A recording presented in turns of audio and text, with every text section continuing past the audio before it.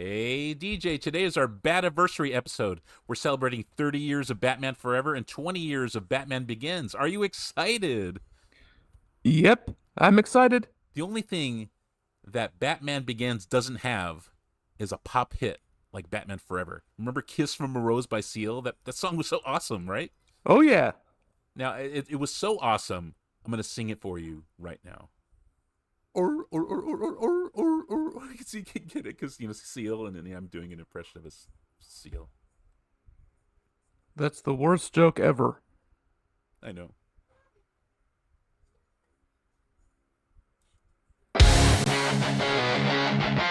Couple of guys who like to watch movies, cinema nerds who made it our duty to make a show where we break down, discuss, and review. Hey, we're the men who watch movies.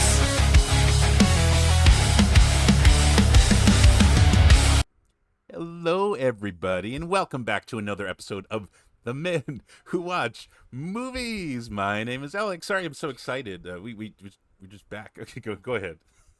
My name's DJ, the Movie Man Wagner, also known as COE of the Men Who Watch Movies. That And is today we have a correct. special episode for you. Definitely. We're talking about the anniversaries of Batman Begins and Batman Forever. Two very different movies, but they're great in their own ways. One of them's greater than the other, clearly.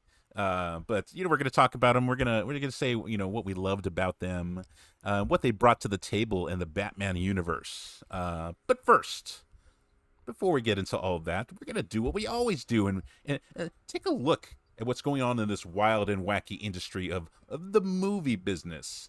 This week in movie news. Cue that intro. You got it.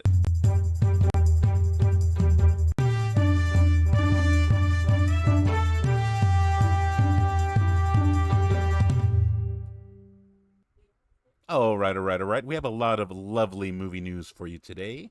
Our first bit of movie news is stirring up the movie industry in a big way. Talent agents are eyeing AI actress Tilly Norwood. What do you think about the concept of an AI actress? That's crazy, right? It's crazy. I think It's strange. it's an But insult. I don't know why they're doing that. Is it to replace actors again? I don't Yeah. know. I don't know why. I mean, we already heard the discussion before. I mean, is Yeah. AI going to replace everything? I mean, it's so strange. Right? I mean, that was the whole deal about this last, big writer's strike and the director's strike and all that stuff. It was like, the AI was a big center point of that discussion and a big point of contention between the artists and the studios. I feel like the studios are just desperate to, not pay actors properly, so they're trying to come up with these AI creations, monstrosities even. And studies report that several Hollywood talent agents are considering signing Tilly Norwood. And there's a lot of backlash from actors and unions who argue AI performers threaten humanity and the artistry and the labor that only humans can create. I definitely agree with that sentiment. I mean, it's just like you can't replace the human element from an art centered industry. Would you agree? Yeah, I would 100% definitely agree. It's creepy. It's Very creepy. just really, really, really, really weird. Sounds like a robot talking to you, but in Yeah. in choppy words. I mean, it's the technology is getting better, and I think that's what's scarier. It's like it's going to become indistinguishable, and it's like I don't know if that's the world I want to live in. I went to, and not to get too off topic, but I went to LA Comic Con. This past weekend, and they had an AI Stan Lee there. And you had to pay to talk to it, but it looked creepy as shit. And I think it's kind of insulting. And it was weird is that they had him plugging the Comic Con. Like you would ask him about, what's your favorite con, Stan Lee? They had it on the Channel 5 News, and he's like, I like all the cons, but my favorite is LA Comic Con. It's like, okay, of course he's gonna plug the convention that he's at, the AI Stanley. It's just creepy to have him, speaking posthumously, against his will, and it's like you don't even know if that's what he would say. It's just very creepy. Would you agree? Definitely creepy. I mean, it sounds robotic. It sounds non-human. It sounds very, very elemental, very, very disturbing. I wish people would cut it out with that stuff because it's really, really creepy and it's gonna creep a lot of people out. Definitely, definitely. All right, all right, all right. Moving on, moving on. There's going to be another Simpsons movie. They just announced it. So they're Oh, I heard making a about it. sequel. Yeah. Is it with Adam Sandler? No, no, no, no. I've seen that floating around. Again, those are some AI creations, AI monstrosities floating around the internet with Adam Sandler as Homer Simpson. But no, this is going to be a sequel to the Simpsons movie. It's set to come out in 2027. So Fox and Disney have announced a follow-up to the Simpsons movie releasing in July of 2027. The sequel even replaces a previously planned Marvel project in that release slot. So, what do you think? Are you looking forward to a new Simpsons movie? That sounds interesting, but are we gonna Yeah. get new voice actors or are we gonna get the same actors? Dan I mean, they're going to have all Castellaneta. the same voice actors, the ones that are still with us, and of course, Oh yeah. the ones that replaced certain other voice actors. Like we got a new voice for Dr. Hibbert. Obviously, they're trying to be more intentional about getting voice actors who are the same race as the characters. It's just a new world. We're more aware of things like that. And of course they got rid of Apu, but Hank Azaria is still there. He's doing all the other characters that he did. The only thing that makes me sad is hearing their voices as they age. Especially Harry Shearer, who does Mr. Burns. He doesn't quite sound the same, and of course Julie Kavner, who does Marge. You could tell her age as she does the voice. Uh, Along with the rest of them. Of course, they're getting older and whatnot, but it's just sad, to see our heroes succumb to the hands of time. What do you think about that? It's very, very different. I just wish they would use AI for their voices. No, just use no, no, no. We just Respeecher, and talked clean it about. up. We just Yeah. talked about no AI, and now you're saying yes AI. I'm so confused. No, I'm like so non-AI, but Respeecher, like clean up their voice a little bit. No, no, no, no. If anything, I would just say get a new voice actor that can do the voice. No, no, we don't need AI and all that. We've seen Disney using a lot of that. And whoa, What? what was that? But Anyway, uh, oh man. I'm too old for this shit. Anyway, no way. Anyway, moving on. I'm excited to see this this new Simpsons movie, and we'll see what's in store. Right, all right. Next bit of movie news. Terrence Stamp. Before he passed away, the legendary Terrence Stamp pre-filmed his scenes in Priscilla 2. So it's awesome. We're going to see him in the movie. What do you think about that? Are you a big fan of Terrence Stamp? oh, definitely. I've seen him in the remake of Get Smart. Oh, he was in that. Valkyrie. I've never seen that. Oh yeah, it's funny. And I've seen him in the movie called Valkyrie, of course. And yeah, he was the ghost butler in the Haunted Mansion movie. Oh, really? I didn't know that. I Yeah, haven't the seen Haunted Haunted Mansion Mansion. I haven't seen with anything. Eddie Murphy. So he was in there, and then he was in some other movies called Billy Budd. Really? Okay. I know And him his- from Superman 1 and Yeah. 2, as, of course, the legendary General Zod. But before his death, Terrence Stamp filmed all of his scenes for for the sequel to Priscilla, Queen of the Desert, reprising his role as Bernadette. He refused to this is the same conversation.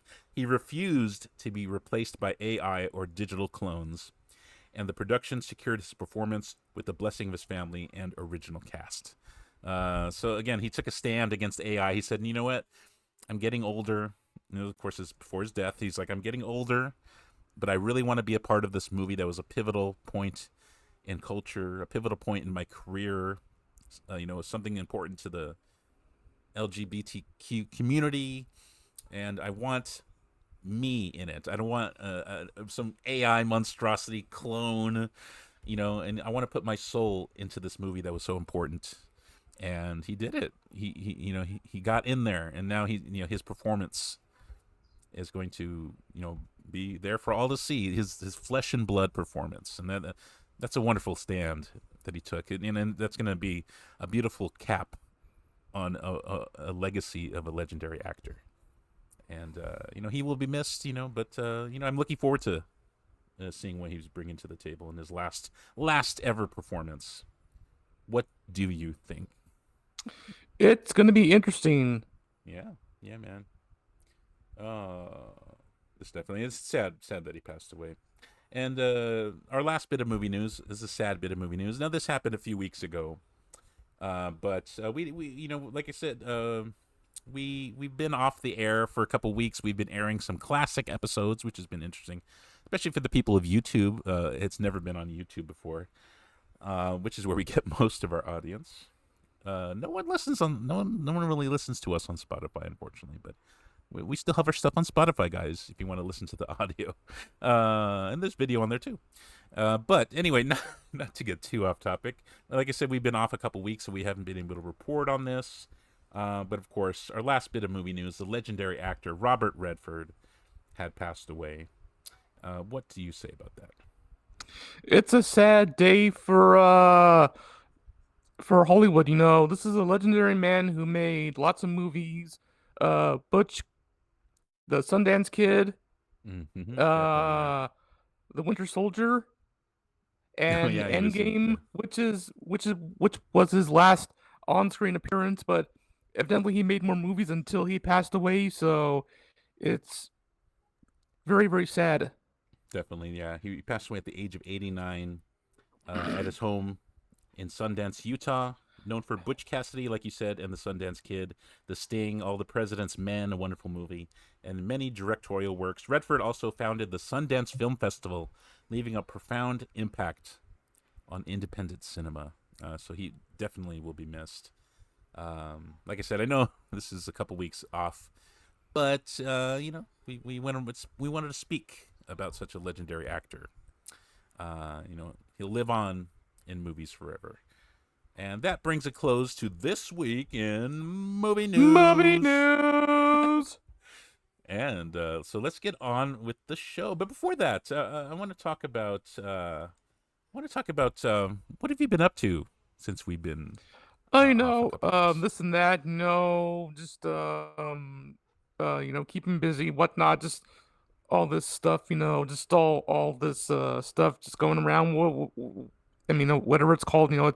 I've been busy, whatnot. Just stuff like that. This and that. I've been going to the gym, pumping iron. Oh, nice. Like Arnold. Are you gonna win a Mr. Olympia anytime soon? Whoa, what was that?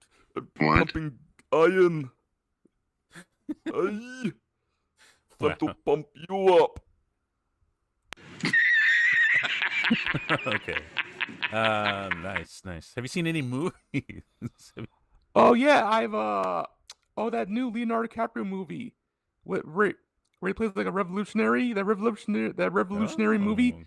Okay. I forget what it's called. It's something different. I forget what it's called. It's something.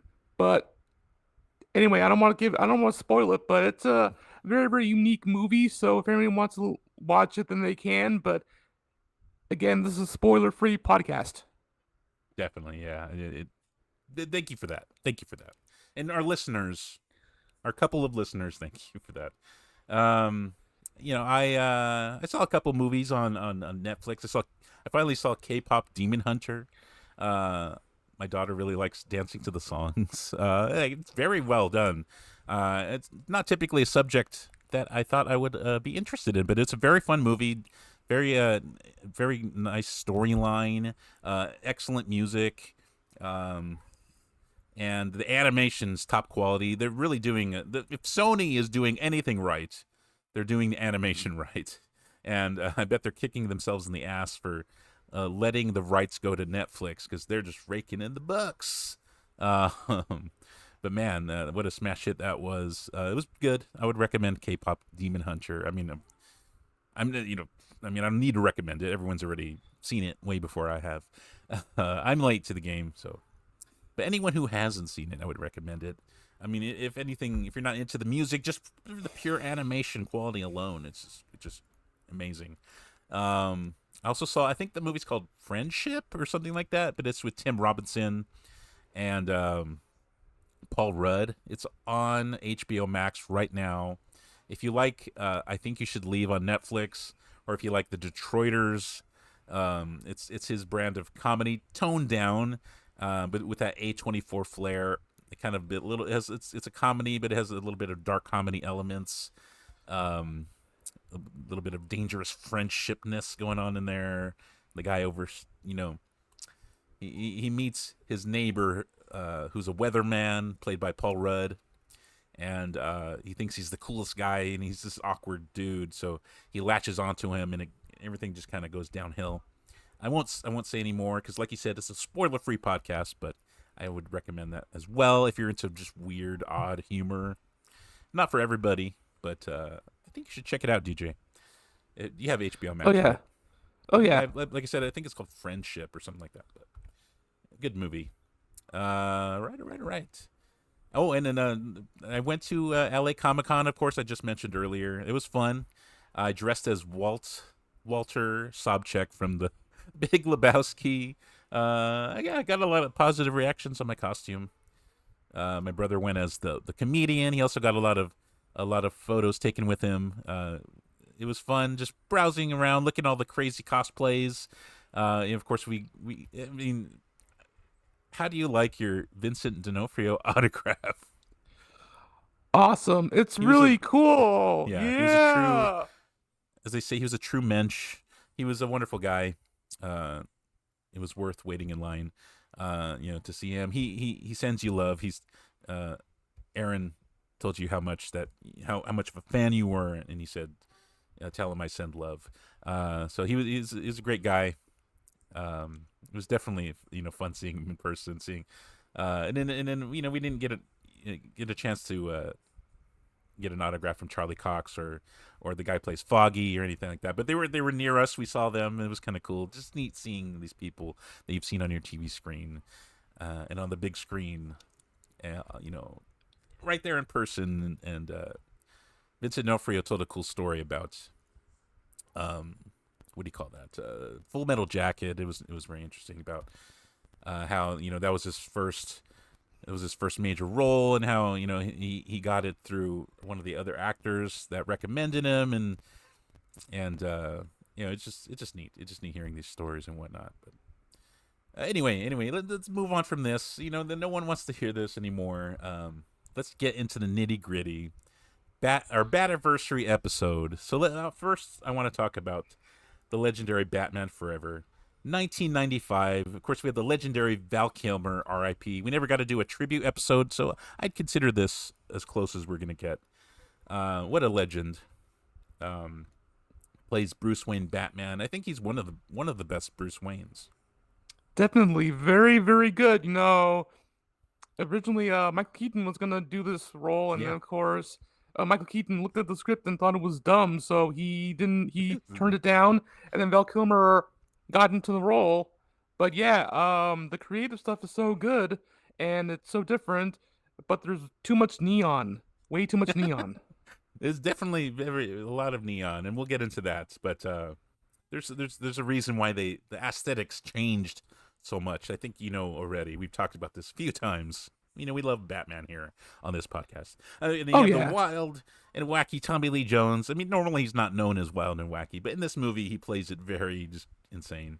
I wish he would just play it dark and just so menacing, because Two-Face is very, very a bad guy, and he just played him very, very comical, which is very, very off the tone. Anyway, he plays Harvey Dent, Two-Face, Jim Carrey as Edward Nygma, the Riddler, Nicole Kidman as Dr. Chase Meridian, Chris O'Donnell as Dick Grayson / Robin, and Michael Gough as, is it Gough or Goff? Michael Gough? Wake me up before you go. Michael Gough.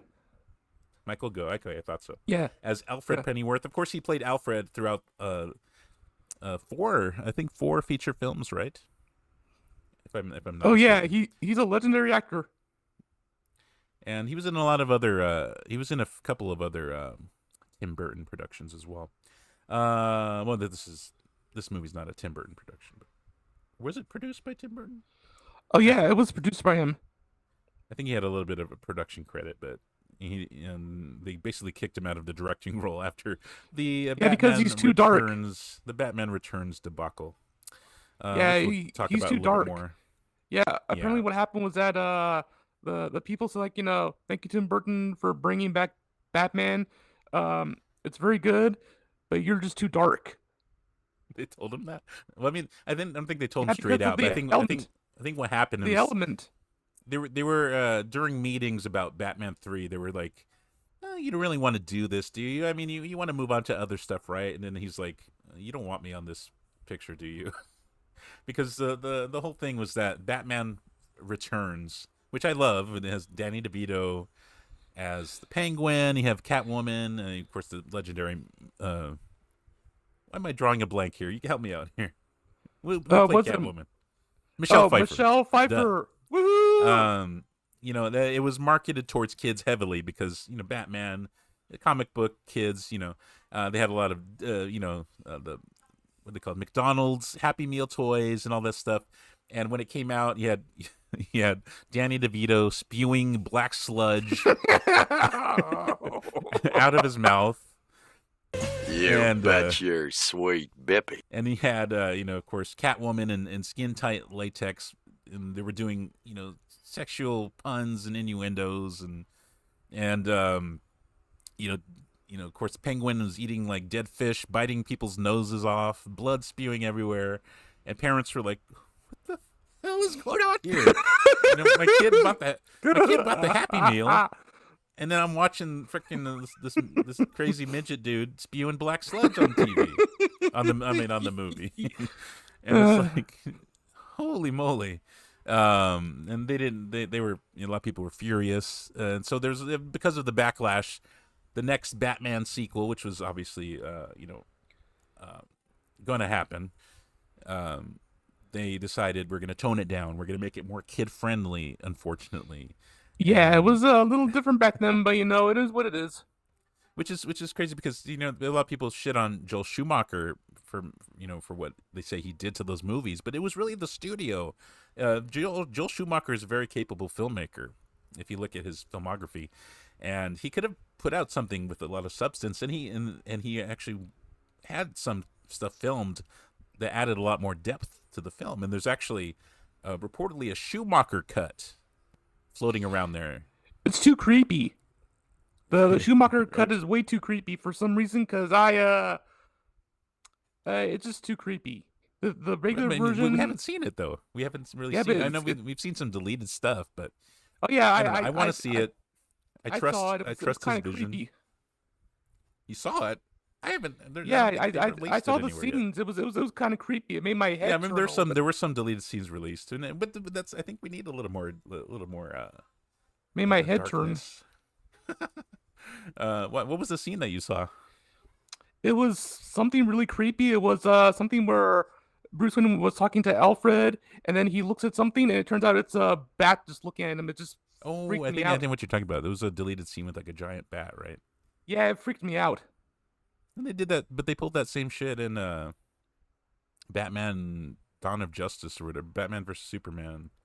They had like a giant bat that ate Bruce, or he like attacked Bruce Wayne or some shit. I don't know. Yeah, it was something like that. I'm not exactly sure. They stole that. Schumacher was the Schumacher was the blueprint. But anyway, no, I would love to see a Schumacher cut. I would trust his vision. A lot of people think that he's the one who ruined it, but like I said, it's the studio that really pushed for a lot of this kidification and what is it? They wanted to be toyetic, which is a term that they came up to make it toy friendly, so they could churn out a bunch of shit to sell kids. Which I owned a lot of. I gotta admit. I mean, this was right in my demographic. We were I was 5 years old when this came out.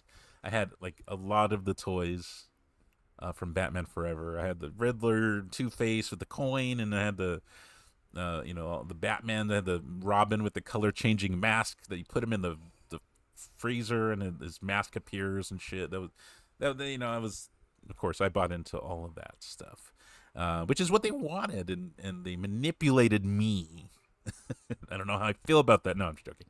But anyway, but yeah, like I said, they wanted to make it more kid friendly, just because of what happened with the previous movie. Anyway, let's move on. Batman Forever, of course. I mean, like I said, it's a totally different Gotham. It's like neon glow. I mean, what do you think about that? Like, it's just weird, right? It's different. I mean, I'll tell you that it's different, and they got a different script, but everything with the sound effects, the cartoon sound effects, it's just unnecessary. Yeah, it's just so weird. It just totally like undermines the whole thing. I mean, the movie starts off with the whole Two-Face heist. Like he's trying to steal money from the bank, and we see we just see him acting goofy as shit. Even all the background actors and the side characters are all goofy. Like that guard. Like I don't know why he just makes me so angry. Like he's just so awful. Like not to shit on that actor. But, I mean that's probably the way they wanted him to play it. He sounds like a Scooby Doo character. Like, oh no, it's boiling acid. What? And it's like what are they doing? Like this is what they wanted. And of course, Tommy Lee Jones, he's playing it. I mean, it's like in a movie like this, you got to play it over the top. But I think he's just going too far with Two-Face, and the design of him is just awful. Like that neon, pinkish purple, like skin, Pinkish yellow. It's I don't know what weird. color it is, but it's definitely in the hot range of colors. And he has like this like leopard or like I don't know, what would you call it, like a zebra, like a neon red zebra print, neon zebra. It's just wacky. And then like the whole thing with Two-Face, like this is the era of Batman where it's like everything it's like they really pulled from like the campy 60s version. Like all the villains have their own henchmen, and then they also did in the Tim Burton Batman too, but they made sense. He had the Joker. The Joker's henchmen were all the gang members in the city that he took over the gang syndicates, and they decided to follow the Joker, and that's where the henchmen came from. It made sense. Same thing with the Penguin. He as a baby he was taken in by the circus, and all the circus people raised him essentially, and they became the circus people were his henchmen. It's part of the story, but it's like no one ever explains why a bunch of people are following around this crazy former DA who got splashed in the face by acid, and now they're loyal to him like he's some cult leader or something, and they're wearing like masks that mimic his deformity, where they have it's like a black and red full face masks, running around committing crimes, carrying like these neon Tommy guns. I don't know what's up with that. And I guess they wanted to make it kid friendly to the point where like they didn't want them to shoot bullets, so like some of their guns shoot like electricity. Like there's a scene where Batman's foiling the heist where Two-Face is trying to get the bank vault, and then like I think Batman, he ends up deflecting one of the guy's electro gun shots, and then he ends up shocking another henchman, and then he's like doing the cartoon. He's like, and then he's writhing on the ground with this bad cartoon looking electricity, and I don't know what's going on in this movie. It's crazy. Anyway, Two-Face sets up a trap for Batman. He puts the guard inside the vault, and when Batman goes to save him, he rips the tape that's on his mouth, and the guy's like, "It's a trap!" And then so the vault door closes behind him, and then freaking Two-Face, he has like a helicopter. I don't know where this guy gets his. Where does he get those wonderful toys? I don't know. Where do you think Harvey Dent got a freaking helicopter? It's I don't know. He probably got it from something, or he probably stole it. I'm not sure. Stole it, maybe. But then he has like probably he has like custom equipment. Like later on, we see him jump out of the helicopter, and he has like a custom printed like a parachute with a yin and yang on it. It's like symbolizing his duality, and it's like this is so cheesy as shit. Anyway, not to get too off topic here. So he's taking Batman for a ride. He hooks up the helicopter to the safe, and he's dragging him around. Then he decides to fill up the helicopter with the same acid that splashed him in the face, trying to kill Batman. Because I forget why. What like he's obsessed with killing Batman. Is it because like he didn't save him from the acid attack or something? I forget. Well, I think it's because um Motive unclear. there was a motive unclear, but there's an origin story that is really really different from the actual comics. I'm not sure what it is, but it's a little different. I'm not sure the Well, way I thought it was they actually pretty close to the comic, if I'm not mistaken. Oh I'm not sure. yeah. I think it's close, but yeah, they cut it way too short with the origin story. Well, they showed it like briefly, like Bruce Wayne's watching it on TV for some reason, like he's watching Oh a yeah. clip of Harvey Dent get splashed with acid, and Batman was there at the courtroom for some reason, dressed fully in his Batman outfit. Like, why was Batman just chilling in the courtroom? I don't know. And then I guess Harvey Dent held it against him for not saving him or something. I don't know. And he's pissed at Batman the whole movie. He just wants him dead. That's his whole thing. I don't know. I have no idea. Like I said, motive unclear. But anyway, he starts dragging him, and Batman eventually he takes the guard's the guard has a hearing aid. He takes it. He's able to pick the lock on the safe, and he uses a bat grapple to swing the heavy ass safe to safety. I don't know how that grapple hook would have held, but anyway, that's neither here nor there. There's a lot of crazy shit in this movie, and then he goes and foils Two-Face's plot. He ends up climbing on the helicopter. Frickin' Two-Face ends up trying to crash the helicopter through this elaborate, like, I don't know if you remember this part, but there's like an elaborate billboard for like some eye drops or something, and he crashes the whole helicopter through the billboard. It would have killed them all, but of course, somehow the helicopter and everyone survives. Batman's able to survive as well. And then I actually like this part of the scene where he sees Batman clinging to the windshield of the helicopter, and then he fires the gun towards Batman, and he just willy-nilly kills the guy flying the helicopter. That was pretty grim, and it fit the character. Although I thought, maybe he should have flipped a coin on it. I don't know. Oh, and Jon Favreau makes a small cameo. He does? Yeah. Where? Does he play a henchman or something? Well, he plays one of Bruce Wayne's assistants, or Oh, really? I didn't know that. yeah, I didn't know about it either. When I saw it, I'm like, who is this guy? And then I look at more closely on the credits. I'm like, Jon Favreau. Huh. And then I looked, I did not then know I, that. I looked, I I looked did at the not scene know again. I'm like, wow, he's young. I didn't know about that, but it was just so out of character. But yeah, I don't know. Maybe that was Jon Favreau's one of his acting roles. I'm not sure. He did that brief cameo. I just remember him as Eric the Clown on Seinfeld, but then Oh yeah. not to get too off topic. Yeah. Anyway, but yeah, I got to check that out. I got to see if I could find the fobs. But yeah. So Batman, he's able to foil Two-Face. Well, his plan anyway. Two-Face gets away, because he shoots the henchman that's flying the helicopter, and then he grabs like one of those car those clubs that are supposed to prevent the steering wheel from moving, so people can't steal your car. For some reason, the helicopter has like a steering wheel like a car, and he puts a club on there for some reason, even though the helicopter is going to crash. Oh, you know what? I think he does it so that way Batman can't fly the helicopter to safety.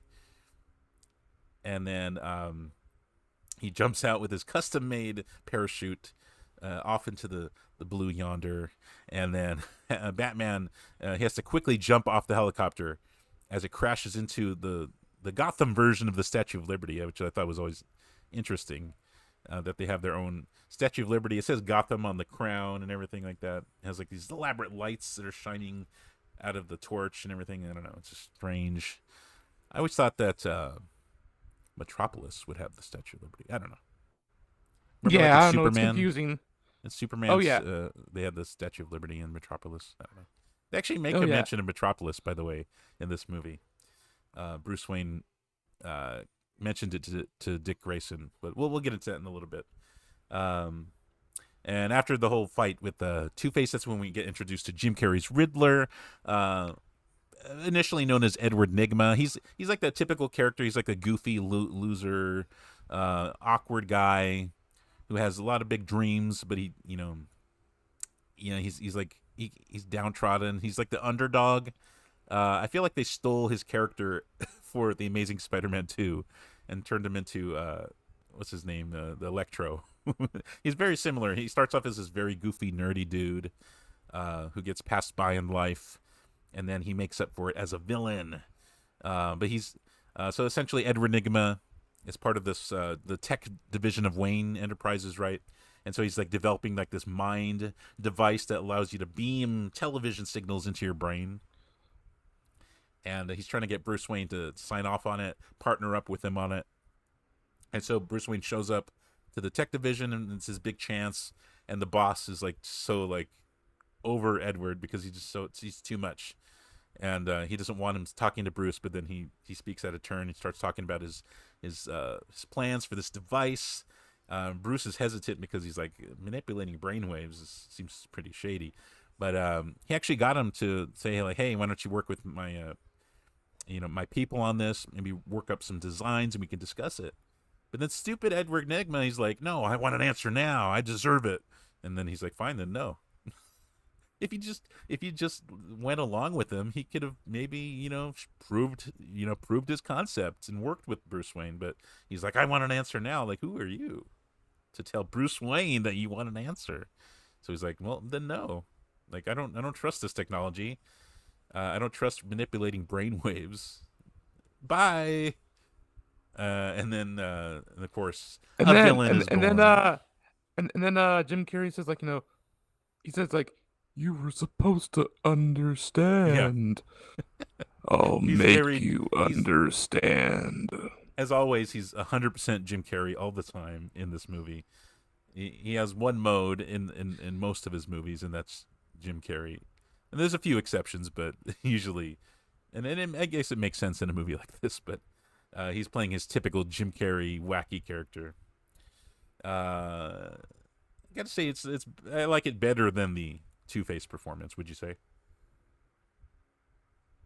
Who do you prefer? Do you prefer Two-Face or Riddler? Definitely Riddler. Yeah. I think Jim Carrey is more suitable in this, and we kind of expect him to act that way, right? He's funny. He's so hilarious. The comic that Jim Carrey is, he is 100% funny. Yeah, I think he was just right. I mean, and he was coming off hot off of his big three.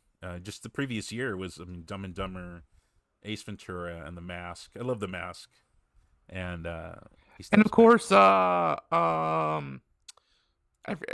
forget. He was in a movie called Reality Bites or whatever it's called, where I don't know, it's this comical thing where he went to a Halloween party or whatever what it was called, or I don't know. Yeah, something like that. I'm not exactly sure. Yeah. So anyway, Bruce he leaves the office. He's drawn away by the bat signal. He's called to duty. But then he finds out that the bat signal was set up by Dr. Chase Meridian, calling him to the rooftop. And she's like standing there in lingerie. Like, what the hell's going on? I thought this was a kids movie. And there's some pretty horny scenes in there. Like, what's going on? Like, some Chase Meridian calls him to the rooftop with this false signal just to get to try and date him or something. I don't know. She wants to start seeing him. She's trying to convince him, and then he's like, he's all brooding. He's like, I'm not like the other guys. He's like, I wouldn't fit in at a family picnic. and then she's like, what do I have to do? Wear a skin tight vinyl and have a whip? And she clearly references Catwoman, which I was surprised. I totally forgot that. But yeah, she's like trying to convince him to go out with them, and he's just not having it. He's just busy. He's busy. He's burdened by duty. And I don't know. It's just such an odd scene. Like, I don't know. Especially like when the whole point of making this cockamamie movie is just to make it kid friendly, and you have this weird scene of Nicole Kidman in lingerie. It's like what? Like, why? What was the purpose? What do you think? What do you think of that scene? It's so odd, right? It's just weird, It's just out of character, Batman Forever is supposed to be a kids movie. They want to make it kid friendly. All of a sudden, you have this stuff that's totally inappropriate and some random, some kind of wild stuff. I don't know. Yeah. I mean, that's the only way you can describe it. It's just baffling. And then Batman drives away, and then I think the only thing he says is "women." He's baffled. He's even baffled. Like he's just like, "You wasting my time." And then in the last minute, like Gordon shows up. And he's like, "What happened? I saw the signal was activated. What's going on?" He's like in his robe and slippers and shit. Like like everyone's just so confused. And it's just such an odd scene. And of course, then we cut back to Edward Nygma. He's going into full villain mode at this point. He goes back to the office. He's late at night. He's working on the tech, and of course the boss shows up, freaking out. And then he tests his tech on him. He puts the helmet on him, starts beaming television signals onto him. He puts a helmet on his own head, and he starts like zapping his brainwaves. And he finds out he can absorb. I don't know how this fucking technology works, but he like absorbs the brainwaves of his boss, and it makes him smarter somehow. Like even if the person's dumb, like does it still make you smart? I don't know how this stuff works. It's crazy. But he starts zapping the brainwaves, and he basically decides. I think that's when he decides to come up with the idea of giving one to every household in America, and he's gonna steal everyone's brainwaves and become the smartest man in the world or something. And then so he does it to his boss, and the boss is freaking out. He's like, "This is Bruce Wayne was right. You know, you're manipulating brainwaves. I'm going to report you to the FCC, the FBI, and I'm going to have I'm calling the police right now." And then Edward Nygma throws him out the window. He's like sitting on a office chair with the wheels on it, and so he like pushes him. He smashes through the glass, but he's like attached to a cord on the helmet, and just catches him. He's like dangling it over, and for some reason there's like water, like a waterfall right below the window at Wayne Tower. I don't know what the hell's going on. Who designed this? That can't be very good for the foundation. But anyway, there's like a waterfall below, and he's like dangling by the cord, and then finally, I forget what he says. But he makes some Jim Carrey quip, and he takes the helmet off and he falls to his death. And then somehow he's able to manipulate the camera footage to show that the boss unalived himself by jumping out the window. And you clearly see the footage. It looks legit. It's like AI before AI existed. I don't know if he used his technology or whatever, but like you see the video footage of the boss running out the window, smashing through the glass. It's like, what the hell? Like, and then even Bruce Wayne's baffled. He's like, this makes no sense. Like, why would he just jump out the window like that? But yeah, and that's when the Riddler enacts his plot. What do you think about this whole like brainwave plot thing? It's very ridiculous, out of character, but I don't know. I mean, whoever thought of this idea, I am not sure, but yeah, it's a creative, but it's weird in a way. But yeah, I get why they're trying to put it in a new direction. Yeah. Oh yeah. They're trying to get rid of Tim Burton's Batman and make it more kid friendly. I completely understand about this whole stuff, but yeah, Batman Forever is a good movie, underrated, but very, very weird. Yeah, yeah, this is a good way of putting it. So we both have the two villains now. Two-Face, his goal is to kill Batman. Riddler wants to become the smartest man. Eventually, they team up. There's a silly scene where you see like Two-Face back at his lair. Everything's split in half. Like it's so exaggerated. Like, and he even has two girlfriends, Sugar and Spice. One of them is Drew Barrymore. I can't remember the other actress's name. She's a famous actress. Debbie Mazar. Oh, is that who that is? Okay. Oh yeah. I can think of the name. But one of them's dressed all, Drew Barrymore plays Sugar. She's all dressed in white and she's all innocent, and then the other one's dressed all in like dark and leather and crazy punk rock looking shit. And they give him his dinner. One's like, I gave you this delicate meal, and then it's like the other one's like, I give you like donkey meat and like charred to crisp. And like, what the hell is that? I don't know. Random. It's just so strange. Like, anyway, and they overdo the whole duality thing. And anyway, Bruce Wayne at one point he goes to see Trace Meridian because he wants to talk about duality and stuff. And I think he has. I don't know if he's trying to figure out something about. Because the Riddler, he's been sending Bruce Wayne some riddles that he's been. Man, he's such a crafty lad. Like he goes and he's like cutting out all these things. Like I bet he'd be good at making like scrapbooks and shit.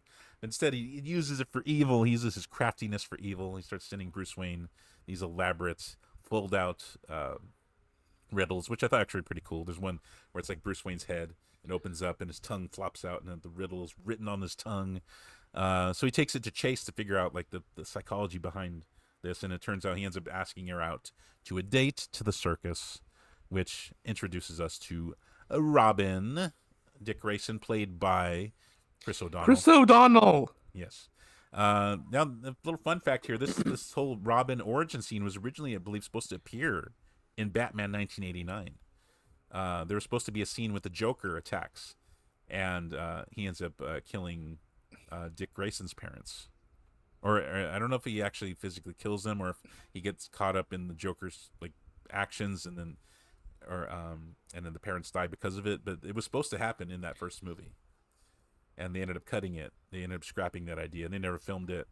But yeah, that would have been interesting to see Robin's first appearance in the original 1989 Batman movie. That'd been interesting.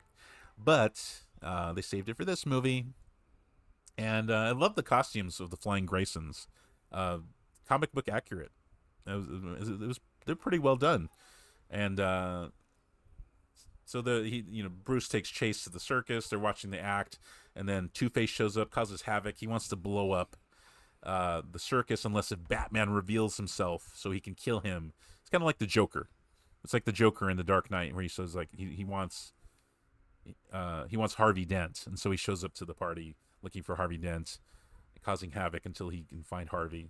So the same thing happens here, where it's like instead it's Harvey Dent showing up looking for Batman, and finally there's a scene that I actually really liked where there's a bunch of chaos, everyone's screaming because obviously there's a bomb about to go off, and then Bruce Wayne at the freaking circus stands up and he's like, Harvey, I'm Batman, and he's willing to sacrifice himself for the greater good, and I thought that was very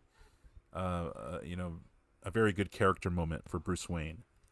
Of course, no one heard him because everyone's being loud, and obviously there's a scary moment going on, and so he leaps into action, starts taking out some guards, and unfortunately, Dick Grayson he's able to get the bomb out of the building.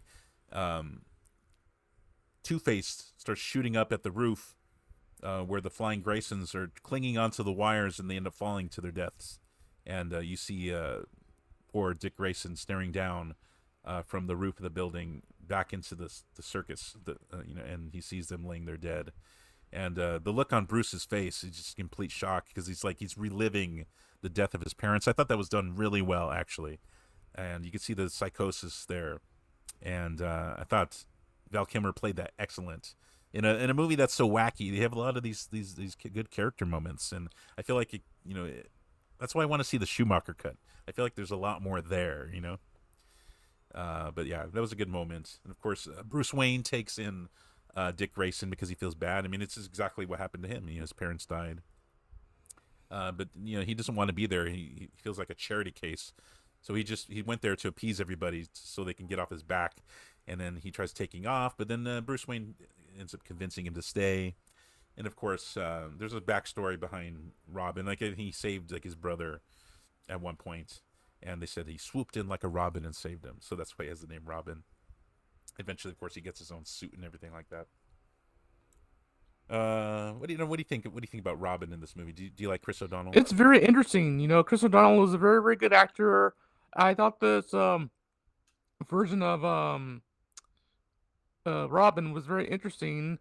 They make the Robin costume yellow and red, a nod to the TV version of Batman. Where Burt Ward had his comic book, of course. But then, of course, after that, they make it dark and green and whatnot. I actually like the Robin costume. It's pretty badass looking. And of course, there's one scene where he breaks into the bats, the Bat Cave, and that's when he discovers that Bruce Wayne's Batman. And then eventually he wants to become a hero of his own, with a lot of pushback, but eventually he becomes Robin. He teams up with Batman against the Joker and Riddler, who are now working together. I don't know. What do you think about that costume change? At first, the Riddler has a really cool costume. It's very comic book accurate. The green. Yeah, it's very, very different. The Riddler costume's different. Green, the I question love, marks. yeah, I love the green, the bowler hat. But then towards the end of the movie, like he gets that wacky, like that diamond studded leotard thing. It's unsettling. Yeah.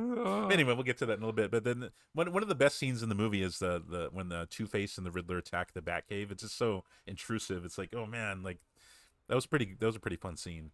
It was like Halloween night, and then they're like they dress up in like cheap masks, and they walk up to the door, and then stupid Alfred, he's always letting people in that he shouldn't, and then he sees them through the peephole on the door, and then they do like a bad like children's voice. Like I would be suspicious from the get go. This is Wayne Manor. You have a lot of people that want to come after him. I'm sure, even just as Bruce Wayne, and then so they're like standing there in the peephole, like both Two-Face and Riddler doing like a bad kid impression, twick or tweet, and then they come in and they bonk Alfred on the head. He falls over, which is clearly a stunt man because Michael Go would not be able to take a fall like that. And he falls over like a sack of old potatoes. And they infiltrate Wayne Manor. They find the Batcave, and the Riddler uses like these weird bat bomb Riddler things, and he blows up everything. It's crazy. And yeah, I thought that was a really good scene. But towards the climax of the movie, they do that classic "Who are you gonna save?" bit, where I think they have right. He ends up kidnapping Chase Meridian, and he has Robin kidnapped, and then he has them both in a chamber, and then Batman is tasked with who are you gonna save, kind of like like what they ended up doing with Spider-Man, and they have Mary Jane on one side and the kids trapped in the Staten Island ferry in the other. Make your choice, Spider-Man, kind of thing. It's like they do that. Yeah, obviously this is before, but it's a classic what are you gonna do scenario, and of course Batman saves both of them. Spoiler alert. But not without taking out the villains. First, I think the first one to go is Two-Face, right? There's like that scene where Two-Face is standing precariously perched, and he goes to flip a coin. Like I think he's trying to like kill Batman or something like that. And he's like, "Don't you have to flip a coin first?" And he's like, "You're right." And then he pulls out the coin. And if for some reason Batman has a bunch of identical coins just chilling in his pocket, I guess he's ready for anything. That's the one big thing Batman fans. He's like, he has a contingency for everything, and he always plans ahead of time. And so I guess he had a bunch of Two-Face coins made, and so he pulls them out of his the utility belt or whatever, or his ass, I don't know. He throws them in the air, and it confuses him, and he falls over to his death. And then the Riddler's taken out. They end up messing with his machine, his brainwave machine, and it feeds back all the energy into his head, and he starts warping. They do this bad like warping effect, and his head is like mushing around, and it's crazy, and he ends up getting all deformed. You kind of feel bad for the guy. He looks like shit by the end of the movie, and he ends up getting taken to Arkham. And then the one of the last things you see of him is like supposedly Chase Meridian says he knows who Batman is, and he's going to reveal the identity of Batman. And he's like, at this point, he's just crazy out of his mind. And so Bruce goes to check it out because he's worried. And he's like, "I'll tell you who Batman is." And he's like, "I'm Batman." And he has like yeah, he has like his straight jacket. He's like flapping it like bat wings, doing his Jim Carrey moves and shit. Like, I don't know, it's pretty funny. But yeah, what a wacky movie. What would you rate Batman? Batman Forever. I would rate it a 10 out of 10. Don't you do it? No, it's not a 10 out of 10, but it definitely has redeeming qualities. I would not rate it a 10 out of 10. I would rate it. I rated a 6. And all of that's just for the for the few charming elements that it does have. Most of that's for Kiss from a Rose. No, I'm just joking. But no, it was good. I mean, it's better than a lot of people give it credit for. Do love Val Kilmer's performance in that. And on the flip side, you have Batman, like, just like Two Faces coin. The ugly, destroyed side is Batman Forever, but the beautiful, pristine side is Batman Begins. What a flip of the script. It's a rebirth. It's what Tim Burton's Batman was to the campy Adam West TV series. And just like Batman Forever, the TV series had its charm. But, Batman Begins is what Tim Burton's Batman was. A return to form for the Dark Knight, would you say? Oh, definitely. Christopher Nolan has his ideas, and as always, they are pure genius. Yeah. Oh, I mean, he's an excellent filmmaker. I was so excited when this movie came out. I was in freshman year of high school, and it was just such an interesting, refreshing take, after having those last few Batman movies, especially Batman and Robin, which I do not want to talk about. I think we've talked about it before, but did we do it on one of our podcasts, Batman and Robin? Not really. I thought we talked about it. During we did. I thought we talked about it. I'm not sure. During our guilty pleasure movies. Yeah, I think we did. I'm not But exactly you can see sure. it's a classic episode. I think it's an audio only. You can see it on Spotify. Eventually, we'll post it on YouTube when we get there. But anyway, Batman Begins, 2005. Christian Bale as Bruce Wayne / Batman. Michael Caine, the wonderful Michael Caine, as Alfred Pennyworth. Liam Neeson, before he was untakening his daughter. I don't know what I'm saying. He played Henry Ducard, who later we learn as Ra's al Ghul. Katie Holmes as Rachel Dawes, who later was replaced by Maggie Gyllenhaal, because Katie Holmes decided she wanted to be in Mad Money. Yeah, that was a great decision. That is one big pile of shit. Anyway, Gary Oldman, the wonderful Gary Oldman, such a chameleon of an actor, plays Jim Gordon. Wonderful casting. And Cillian Murphy as Dr. Jonathan Crane, the Scarecrow. I love the choice of villain here. It's something we haven't seen before, and it's done very well. Of course, we have the lovely Morgan Freeman as Lucius Fox, and Tom Wilkinson rounding out the cast as Carmine Falcone, the crime boss.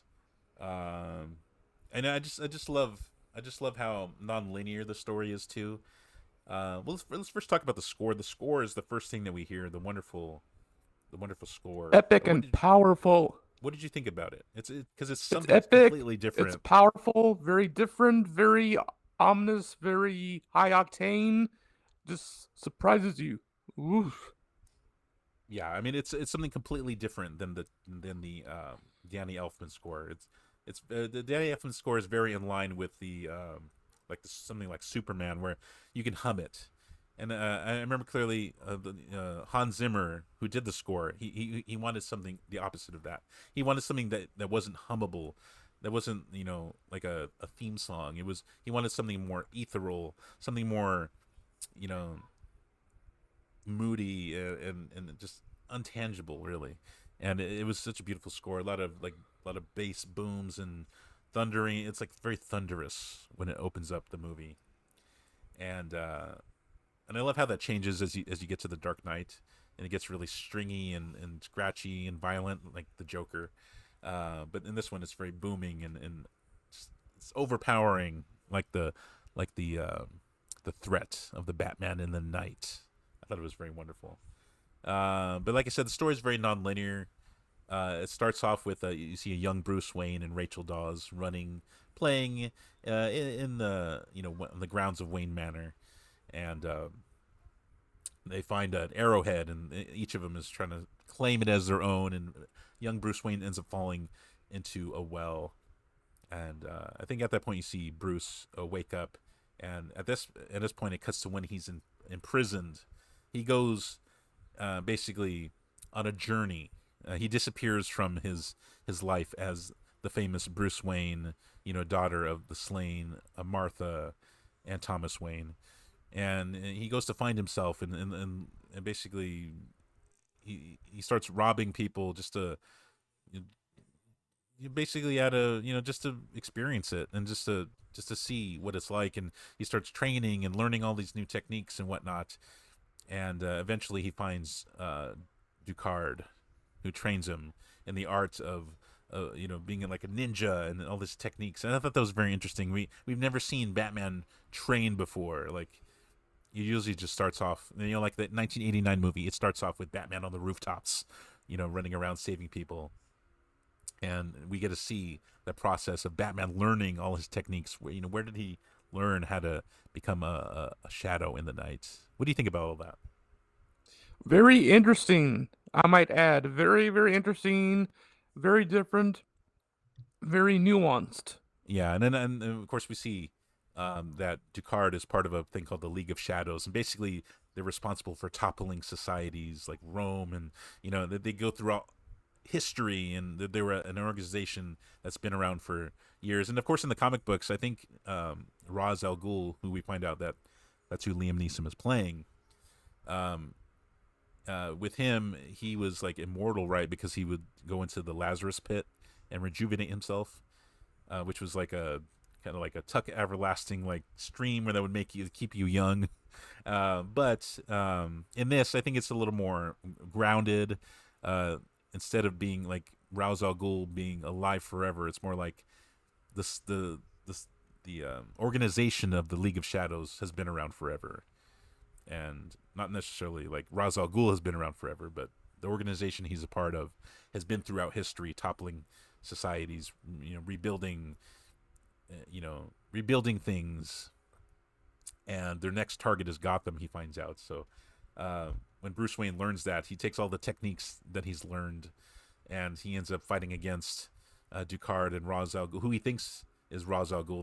There's a person there faking as Ra's al Ghul, and he takes down the whole thing. He burns the freaking training grounds to the ground, and then he goes sliding in the ice, and Ducard is about to go over the edge, and then there's the wonderful scene where he uses his arm hooks that he later incorporated into the Batman costume to save Ducard as he's dangling over the cliff, which they did practically, of course, because Chris Nolan is a madman. You see them in the behind-the-scenes footage on wires being held up. I don't know if it's a real cliff face or how tall, how tall it is, but they filmed all that. They filmed a lot of these stunts practical, which was great. Even the Batmobile, the tumbler, was functional. I mean, it's amazing the lengths that this guy goes to. That's why when Oppenheimer came out, the people were like, "What is he gonna do? Like detonate a real nuclear bomb? Like what the?" Because he says, "I'm gonna do it practical," and they're like, "Oh shit! Like he's gonna go nuclear on everybody!" Like, oh my god! But I mean, what do you think about that filmmaking? The practicality? I miss It's different. It's very, very good. I miss it, but it's very, very good. I hope he does more movies. It just, it is what it is. Everything is different, but we all got to give it a chance. Yeah, That's all I'm saying. yeah. I love the practicality of it, and I love anytime movies utilize the practicality. But afterwards, after he destroys the League of Shadows, he returns. The prodigal son returns to Gotham. Everyone's surprised at Wayne Enterprises because they thought he was dead and they wanted to pick the bones of the company, and he ends up returning. But there's a guy there, I forget his name, but he wants to take over. And he meets Lucius Fox, of course, played by the lovely Morgan Freeman, who's part of the tech division, R&D, and they keep him in the basement just to kind of tuck him away because I forget why. They like, I guess they feel like he's too smart for his own good, and the powers that be want to take over, and they don't want him being a part of it, so they keep him in the basement. And Wayne takes a shine to him, and he helps him utilize a lot of the tech developed by the Wayne Company to build all this bat tech. What do you think about the angle of it? Because typically they always have it where Bruce Wayne built all this stuff. But really, it's like the It's Wayne awesome. Company. It's very, very It's a little good. more realistic, It's very, right? very realistic. Very, very awesome. Very, very just very good. At first, I was kind of disappointed that like they didn't have Bruce Wayne building his own technology, but I think it kind of made sense in the world that they were trying to set it in, make it more grounded. Like, he can only learn so much, and he just came back from learning how to be a shadow in the night and an unstoppable force, and it's like now we expect that he also knows how to build a car from scratch and build all this technology from scratch. It's like in the world that they're trying to set it in, like it makes more sense that he's kind of pulling from the R&D of his company, his father's company, to repurpose this stuff as technology to become the Batman, which I thought it was really cool to see how he builds up to that. I mean, when he first goes out, he just kind of dresses in this, it's like a rejected army, like protective armor outfit, but it was too expensive. And so he ends up taking the prototype and going out in a pseudo Batman suit. He doesn't have the mask yet. He's just wearing like a ski mask, and he goes out to ask questions of Gordon, and he uses like a stapler. He pretends it's a gun, points it at his head. He's asking questions. He's trying to find out any information he can about Falcone, because he wants to do a takedown of Falcone and start cleaning up Gotham. Whereas Ducard, a.k.a. Ra's al Ghul, wanted to destroy Gotham, Bruce wants to save Gotham. So he's trying to take down all the crime syndicates, and he's doing it with the help of Gordon, because Gordon was the one that comforted him after the death of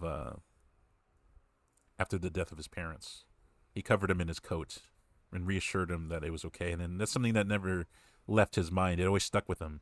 And that was one of the last things that he said to Gordon at the end of Batman. Was it? Oh no, The Dark Knight Rises. And when he revealed who he was to Gordon finally, is that he's like he mentioned the scene about the giving the young boy his coat when he needed it the most, or something like that. And then he's like, Bruce Wayne? But yeah, that was a very pivotal moment, and I really loved that. They showed how important Gordon was, and how their kind of bond is, and why he's putting up with this crazy guy in a bat costume. It was very interesting. And I don't know, what is your take on this? Awesome. Just 100% awesome. It's terrific. It's creative. It's very, very awesome. And I give it a 10 out of 10. I could see giving this movie a 10 out of 10. I don't know why you Batman Forever a 10 out of 10. Anyway, not to get too off topic here. And of course, our other villain, aside from Ra's al Ghul, is the lovely Cillian Murphy as the Scarecrow. What do you think of the Scarecrow, man? It's different. Very different. It's very different, very ominous, very different. A little bit from the comics. I'm not exactly sure, but yeah, very, very different. Yeah, I really love his take on it, and of course he plays Dr. Crane, and he uses like this fear gas to create hallucinations and whatnot, and he uses the archetype of the Scarecrow to instill fear, and it turns out he's like partnering up with Falcone, and in order to move like these drug shipments, and then his whole goal at the end of the day is to instill fear into Gotham. He wants to break Gotham, and at the behest of isn't it at the behest of Ra's al Ghul? Yeah, it has to be. Because he's partnering up with him, because it turns out that he thought he had killed Ra's al Ghul back at the League of Shadows, but then it turns out through investigating that the Ra's al Ghul was actually Ducard, and that he used, as he described it, cheap parlor tricks to conceal his identity, which was pretending he was someone else. And so Ducard pops back up and reveals himself as Ra's al Ghul. Says his plan to destroy Gotham is still a go, and it turns out that the whole time the Scarecrow was a part of that. He was going to use the fear gas, and they were using the Scarecrow's men to pour this gas into the water main, and they had stolen it was like this weapon that was supposed to vaporize enemy water sources that was used by the military, and they were going to vaporize the water main. It was going to put the fear gas into the air. Everyone was going to trip balls. It was crazy, and what an interesting plot. But and then some of my favorite scenes are the hallucination scenes. There's one great scene where Batman goes to investigate, and he meets the Scarecrow. The Scarecrow sets him on fire, but not before poisoning him.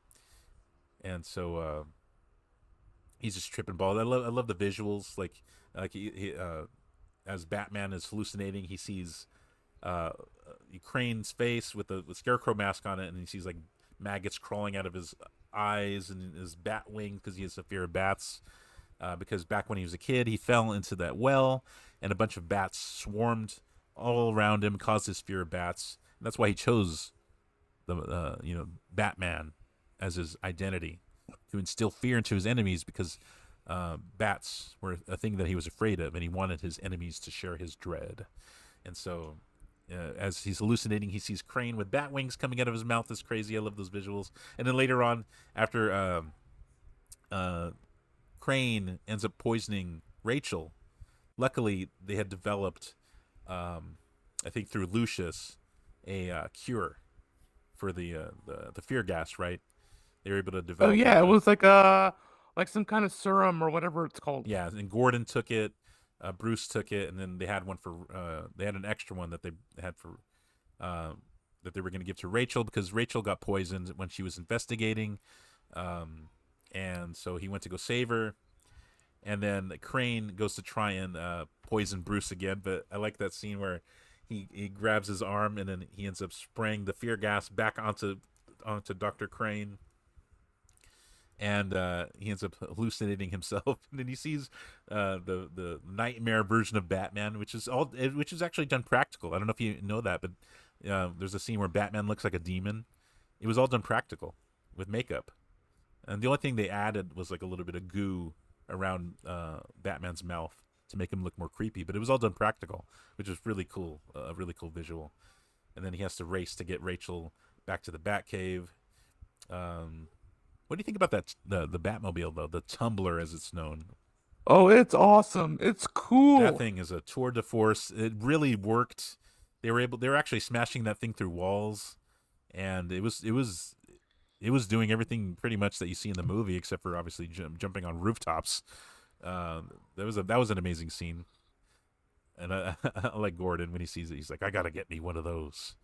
But he's like literally like leaping on rooftops, and it was a bridging vehicle beforehand, and it was meant to like tow cable so they can create bridges, and then Lucius Fox is like, we can never get the damn bridge to work, but this baby works just fine. And then Bruce is like, I have one more question. Does it come in black? Of course, they paint it. It used to be like a military like desert camo, and they painted it black. That's where you get the Batmobile. Interesting. I gotta say, I prefer the Tim Burton Batmobile better. It's just so sleek and cool, and I love the cockpit, the way it opens up like an airplane. It slides forward. This one's a little more of an elaborate setup, where you have like it opens up like not like rose petals, but that's the way they described it in the special features. But it kind of like unfolds and opens. I feel like it's really complicated for a military vehicle. Usually military vehicles have just like a hatch that you open up, but an interesting concept, and it's definitely scary to see that thing coming at you, and it could shoot like missiles and shit, and it's just an interesting vehicle. And then the weapon system is so unique. Like it actually switches positions for him to aim. Like he's sitting in the seat, and then it folds down, and he goes in, and then he's able to like control the guns. It's interesting concept. What would you say? This is your favorite Batmobile, or which Batmobile do you prefer? I prefer the Tumbler. This is a lot better. That's your number one Batmobile? Oh yeah. I love it, but I'd say the number one is the original Tim Burton Batmobile. And I actually do like the Batman Forever Batmobile, or the Batman Forever Batmobile. It's pretty interesting, and I could do without the neon, but it's an interesting design. But the Tim Burton one is always number one in my heart. But the Tumbler is a close second. It's very amazing, and especially when it turns into the Bat Pod. That was interesting. That was an interesting feature that it had. But and eventually the Scarecrow in Access Plan, he vaporizes the water main. Everyone's going nuts, but like I said, Gordon took the antidote, And so I just love that scene. And I remember seeing it in the trailer where the Scarecrow is riding horseback, and then the horse that he's on is shooting flames out of his nose. Remember that? And I was so Oh yeah. confused, like, what's going on in this movie? But it turns out it was the fear gas, man. But that scene is hilarious because there's a setup earlier where Rachel gets spooked by Batman, trying to ask questions about Falcone and everything that she knows, and she tries shooting him with a taser, but of course it hits his bat suit and it doesn't affect him. But then later on, she has that same taser, and then Dr. Crane comes up to him. And of course, now she's immune because she's since taken the antidote. And he rides up to her. He's spouting some bullshit, some villainous bullshit. And he's on his horse, and then she's protecting a kid. And then she takes the freaking taser and then shoots his face. And then it zaps him, and he's like screaming like a little bitch. And he rides off into the distance, and he's still attached to his horse, and the horse is kind of like he's like flopping along on the back of the horse screaming, ah! I thought that was hilarious. Man, what did you think of that scene? That was a really, really funny scene, Yeah, Him bobbing around. bobbing around. And of course he has one final confrontation on the it's like a monorail or something, it's like a cheap transportation system that Bruce Wayne's father built, and it leads directly into the center of town, and that's where the big climax in the movie happens, because they have the water vaporizer on this train, because it leads to the water main, and once the train hits that spot, it's going to vaporize all the water of the city, causing havoc, causing fear. So Batman needs to stop it, and so the only way he could do it is he has Gordon go in the Batmobile and sabotage the train that his father built, which is kind of bittersweet, but it's kind of a good character moment for Batman, because it's like he's destroying something dear in the past in order to create a better future for Gotham. And so he has Gordon in the Batmobile, and he's very awkwardly like controlling it, and he's like, whoa, and he starts shooting. He takes out the pillars holding up the train tracks, and then Batman's on there fighting Jacquard. It's a good fight, because obviously it's the guy that trained him, but he keeps spouting off about how he'll never win because he lacks the conviction to be able to kill him. And he's like, and then I forget what he says, but he's like something like, "Well, I don't have to kill you myself." And then he ends up. It turns out what he ends up doing is that he bails using his cape, because I love the cape is an interesting piece of technology. It's a thing called memory cloth, and I don't know if this is something that actually exists, but apparently his gloves have a little electric charge in them, and when you apply the electric charge, the cape goes rigid, and you can make it in any form you want, and it creates those gliding wings, which I thought was an interesting bit of technology. And so he glides off the train to safety, and then Ducard is left on the train, and he ends up plunging to his death, that bastard. And Batman saves the day, I guess. And yeah, I mean, it's such an amazing movie. An interesting take on a familiar story. Really gritty and grounded, but it still keeps a lot of those fantastical elements. I would give it a solid 9 out of 10, man.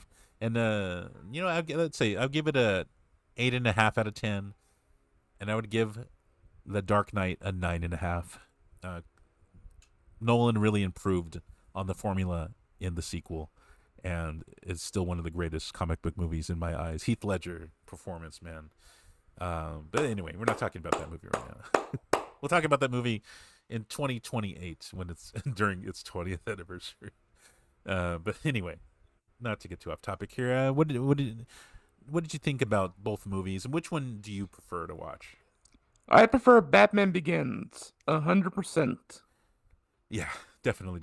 But like Batman Forever has its moments, but Batman Oh yeah, Begins is definitely. it had some moments, but I thought it was a kids movie, but it had some elements of inappropriateness. Yeah, but it really Batman Begins really set the tone for years afterwards for what a superhero movie should be. But they both have their place. Batman Forever and Batman Begins both have their place in cinematic history. Now I want to give you my final thoughts on both Batman movies and why they're both important. Watching Batman Forever and Batman Begins back to back is like flipping through two entirely different comic books. One is a splash page of neon chaos, the other a brooding noir graphic novel. Both capture a truth about Batman. Forever reminds us that even our darkest heroes can be playful, colorful, even ridiculous. It's a reminder that joy has its place in storytelling. Begins remind us that heroes rise from trauma, and that fear can be conquered, and that hope can be forged in fire. Together, they show why Batman endures, because he isn't one thing, he's a mirror of the times, whether draped in neon or cloaked in shadow. And maybe that's the point. Batman changes, but the need for Batman, the symbol for rising above the darkness, never does. That's the real Bat legacy. And I want to leave you with those words as we talk about these two great movies. So much fun talking with you about these. I mean, Batman is one of those characters that endures forever, and I hope we see more of him in the future. I can't wait to see what James Gunn has in store for the Bat universe. I can't wait for the Batman Part 2 with Chris Patton. What is his name? The guy from Twilight. I can't think of his name right now. Robert Pattinson? Robert Pattinson. I want to say Chris, but there's so many Chris's in Hollywood. Robert Pattinson. The Batman 2. I mean, Batman is just a wonderful character to explore. There's so many ways you can explore him, and I can't wait to see what they do next. Well, I believe this brings a wrap to this episode of The Men Who Watch Movies, our Bativersary episode. My name is Alec. And my name's DJ the Movie Man Wagner, also known as CUE of The Men Who Watch Movies. And we want to remind you to join us next week. You know what? I don't know what we're going to talk about yet, but it's going to be something fun. And I want to say, just make sure to check in, because we always got something going on. Even if we don't do an episode, I want to start making sure I put out something. So like I said, I've been putting out the Men Who Watch Movies classic episodes, something you guys on YouTube haven't seen yet. It might be a rehash for anyone listening on Spotify, but I don't have many Spotify listeners, so I'm not too concerned about that. But it's always fun just to revisit our old stuff. But I'm going to try and put out something new next week and regularly. So make sure to tune in. Same bat time, same bat channel. And we want to remind you all to keep on watching. Thank you, everybody. Take care, guys. Bye.